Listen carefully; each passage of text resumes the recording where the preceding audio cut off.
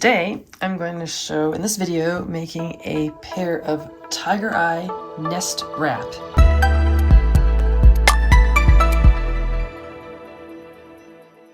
So those are using the Tigereye stones that I have here, and I'll be wrapping, in this case, copper wire around the stone and making it into a post-style earring. What I do is I use my copper wire, which is here, and I just put them on the wire. And let's find a great pair. So this is actually what takes me the longest to do when I make a pair of earrings, is going through all the stones I have. So these two, fantastic together. Might have used back there. The next step, I prepped this already a little. So here are my two stones that we're going to use. And I already cut and prepared this wire because I didn't want to have a lot of hammering in the video right now. So this is 4 inches of copper, the same copper wire. And I make a post and use it to put it in your ear with copper wire as it was, like I just showed you. You need to harden it. So to do that, I hammer it very, very lightly because I don't want to change the shape of it. But that's why I don't know if you can see this in the video, but it's slightly flattened on the ends. This part here is slightly squared off because this I did not hammer, but this I did. So that's what I did with the metal. Put the stone on the cover, and you can see again, it looks so beautiful. And then I just need to wrap it around the stone, just like the final will show. And the hard part is getting it started. There we go. Copper is nice and soft compared to silver when I use it, which is hard to get started.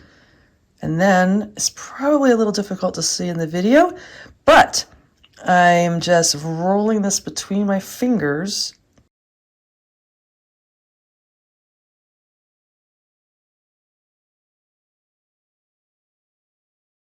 These make me think of nests. I'm not sure why, but they make me think of bird nests because they have the kind of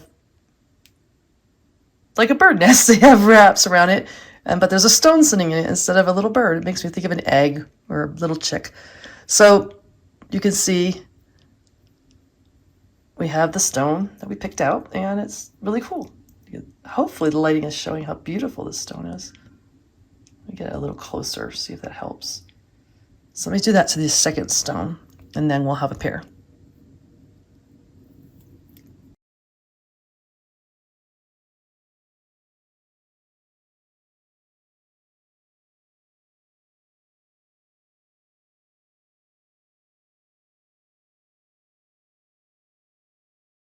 Okay, so now we have a pair.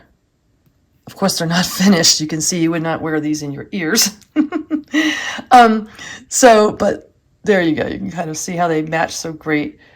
So, all right, now I have to make the rest of the earrings. So this is the post sticking up here. I'm going to fold this over so it goes to the other hole on the other side. And I need my pliers, my handy dandy pliers that are right here. And I bend these up about halfway. It's very hard taking up some of the halfway room. So that's about it. It doesn't have to be perfect. It'll work out in the end. There.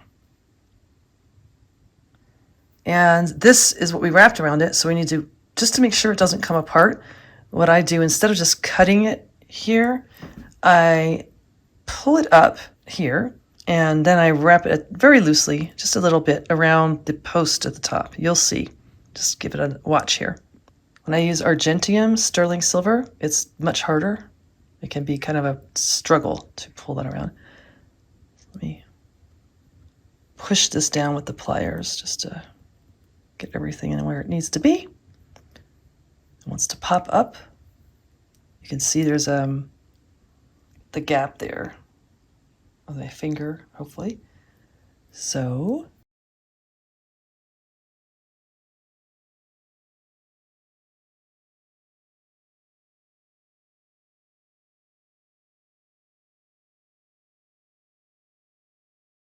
all right, so 1, 2, 3, these are like the teeniest bit, so a little tip, barely off of the edge of this.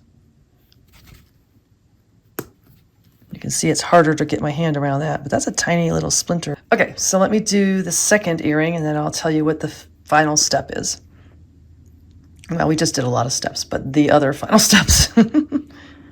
I hear my cat meowing a lot in the background.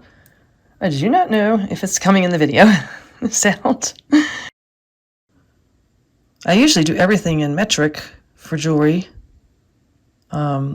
because everything is measured that way anyway.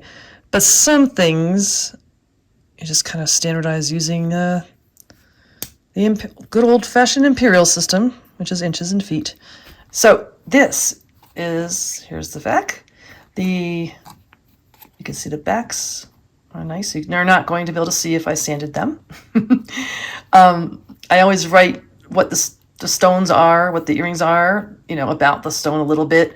And, in this case, it's great to know Tigereye is believed to bring you good luck. So it's always a great stone to have around. So I always write information on the back of the earring cards or necklace tags or anything that I make. I always make sure people know something about the natural stones and anything that they're getting. So that's it. That's the end of making the Tigereye nest wrap earrings. I hope this made sense, and I also hope you enjoyed seeing all these gorgeous stones. And let me know if you have any questions.